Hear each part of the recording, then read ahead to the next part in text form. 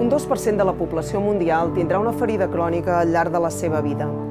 Normalment, els teixits del cos humà es regeneren, tot i que l'envelliment, la diabetis, l'obesitat i les malalties cardiovasculars en poden dificultar la curació. Per això, investiguem, per entendre com es regeneren els teixits, ja que volem trobar nous tractaments que n'afavoreixin la regeneració quan hi ha dificultats. Això ho fem buscant solucions centrades específicament en cada pacient i des de diferents mirades i opinions professionals que ens permeten tenir una visió més integral, especialment en aquells casos de malalties complexes. També ho fem des de diferents enfocaments experimentals i clínics per trobar tractaments eficaços que siguin fàcils d'aplicar en qualsevol unitat o espai de cura per aconseguir arribar a un major nombre de pacients.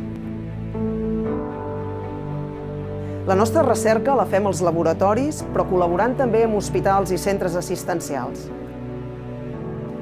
Ens agrada fer recerca per millorar el benestar i la qualitat de vida de les persones.